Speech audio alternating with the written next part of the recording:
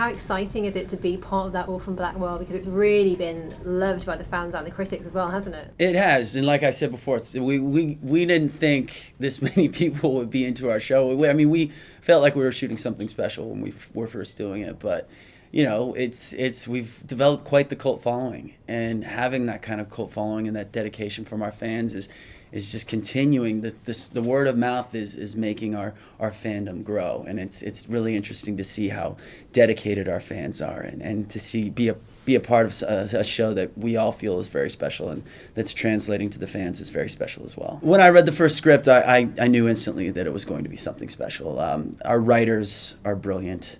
They're so smart, and they're so in tune with the real world and what's really going on, and they're not afraid to take risks. So as an actor, you don't really have to do too much work because it's there on the page. But it's also, our show wouldn't be anything as good as it is without the brilliance of Tatiana Maslany jumping in and out of all these different characters. So, I'm ecstatic to be a part of this show, and it's just getting better and better. I think we set the bar extremely high for ourselves in season 1, and I think season 2 we've exceeded that. So it's a real blessing to be a part of it as an actor. I think Tatiana has really taken it to the next level. She's just getting better and better, which is, I can't believe that girl has the kind of stamina that she does, because she's playing against herself in a lot of scenes, and to do what she's doing is nothing short of miraculous.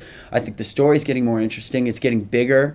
And like I said, with the fans, that it just seems like our show just keeps gaining momentum and keeps gaining steam. So bigger and better was our we're not afraid to take chances, I guess, is what I like to, explain how our show is and how our showrunners are. And also, BBC America is very supportive as a network, and they give a lot of creative freedom, so I think that makes the show a lot more interesting. Just talking about your character, Shady McShadester, yes. yeah.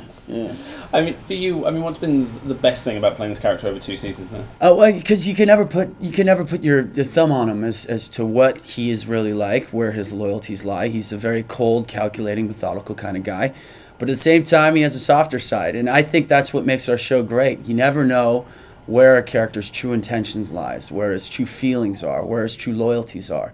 And I think that's one of the brilliances of Orphan Black, because you never know which way any one of our characters are going to go. They're always swaying on both sides of the fence. So that's, I think, which is captivating about our show and really draws people in. How do you like to see that character developing? I put full faith and trust in the writers as far as character development. They're brilliant as well, because they give, they're not just writing the character as they see how he should be written.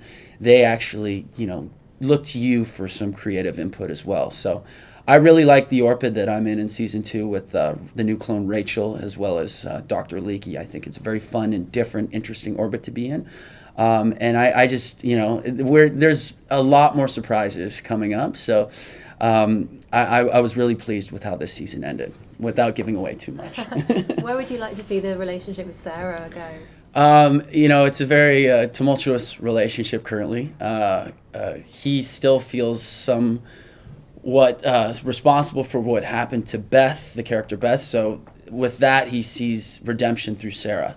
And also he has feelings for Sarah. But at the same time, she has a lot on her plate. I don't know if the feelings are reciprocal. So, he's looking out for number one, and he's a guy that's always going to look out for number one. But I really love the dynamic between Paul and Sarah, and I hope it'll be explored more. But at the current time, she did pistol whip him in the face in episode 1 of season 2. So she's also back with her baby's daddy. So he's in a very precarious position involving Sarah. But he does feel some sort of loyalty and hurt over what happened, and he's definitely somewhat loyal to her, but we'll see. Do you have a favourite episode that you've worked on so far? I do. I would have to say my favourite from season 1 was Variations Under Domestication, which is episode 6, which is the potluck at Allison's house. I thought that was the perfect blend of comedy, drama, dark comedy, thriller,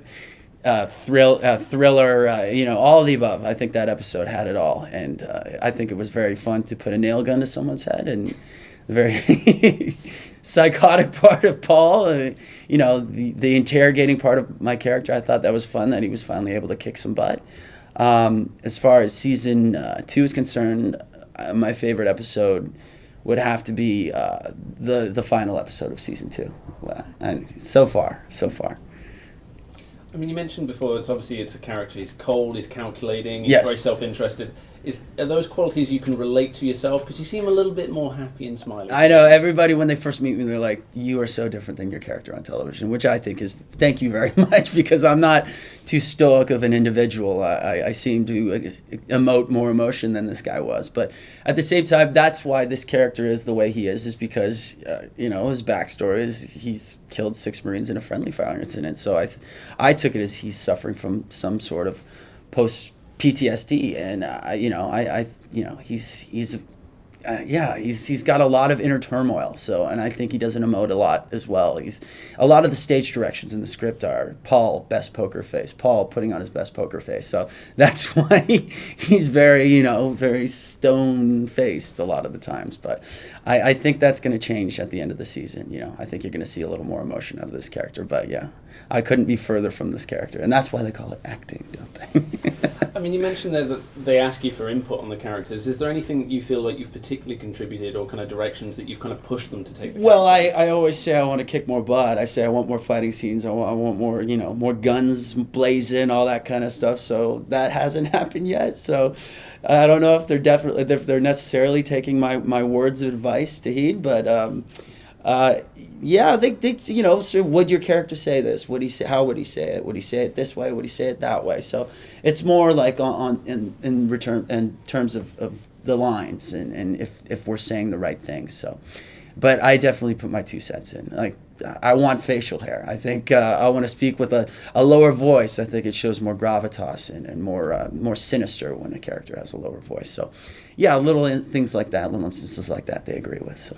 I mean, we talked about favourite episodes, but for you, favourite characters apart from your own, who do you just love on the show? Oh, well, I love Felix. I think Felix is fantastic, and Dierden I think plays him brilliantly. I personally have never heard an American, he's Canadian, but he has spent some time in the States, do a better British accent than he does. I really am in love with the clone Helena. I think she's one of those characters that you just feel for, and she's also a psychopathic killer, which makes her very interesting. But for some reason, you're just drawn to her and you feel sorry for her. And I love Allison because I grew up in the suburbs. And being in the suburbs, I think I've come across quite a few soccer moms in my day that probably have acted like Allison. So those would probably be my top 3. We've had so many great clones on the show so far. What kind of clones would you like to see going forward if you could have any type of character? Any type of clone? I would like to have a Paul Terminator clone. I think that would be fantastic. I would say from Terminator 2. I can't remember the actor's name, but he was the liquid guy. Robert Patrick. Yes, Robert Patrick. That's right. I would love that because Paul goes to Taiwan with Rachel, and maybe there's some new technology over there where we can make a Paul liquid clone of whatever kind of liquid he was made of. I don't remember, but I think a Felix clone would be fantastic. Also, maybe an Art clone. I love the character of Art. I don't think Kevin Hancher gets enough credit because I think he's the moral compass of the show, and I think his character going in a different direction or seeing a clone of him go in a completely different direction, I think he would play it beautifully because I think he's a fantastic actor. What would an Art or Phoenix clone be like, do you think? I don't know. I think Dierden can play Butch pretty well, so I think that'd be very interesting to see him on the different end of the spectrum. And an Art clone, I don't know. Kevin's got a lot of swag. He can pull anything off, so I think they'd both be brilliant. In terms of the genre, what do you think sci-fi and fantasy, I mean, we're obviously here surrounded by great people from a lot of great shows today, but what do you think it gives audiences and performers that they don't get from working in just kind of contemporary drama and kind of that stuff? Well, I think our show is sci-fi based in reality because cloning is a real thing, right? And it's not like we have aliens and all sorts of crazy spaceships and stuff like that in our show, which I think is fantastic. But our show is more like a realistic sci-fi show. But as far as the broad spectrum of sci-fi shows, I think it's a world of fantasy that I think is a lot of people like to escape into. So I think sci-fi is a great realm for for television viewers. And I'm a big fan of sci-fi as well. A big fan of Battlestar Galactica. I loved Lost. If Lost is considered a sci-fi type of show. Alias was kind of sci-fi to sci-fi-ish. I know it's a wonderful thing because you don't see dramas having big conventions and comedies having big conventions like this. So the fandom out there definitely loves their sci-fi. So it's interesting. It's very interesting. And what else is coming up for you at the moment? Where else are we going to see you? You're going to see me. I'm in a Lifetime movie called Petals on the Wind, which is based on the V.C. Andrews books that were almost like the Hunger Games of their times in the early 80s, starring Heather Graham and the magnificent Ellen Burstyn. I have a pretty prominent role in that. I just shot a pilot for Robert Rodriguez, the director, called Matador, which is about the Latino James Bond, and I had a lot of fun doing that, being in a Robert Rodriguez action sequence, because that was something I really wanted to do. So I can check that off the bucket list. And what was it like working with Robert? He's fantastic. He's brilliant. He's probably the most down-to-earth, laid-back guy. He's got his guitar on set, always strumming mariachi tunes, and no one does action and gore better than Robert Rodriguez. So it's definitely was a blessing, and I was pinching myself when I was on set every day. And if that gets picked up for a series, would we be seeing more of you in that? The possibility, yes, but my obligations lie with Orphan Black. So.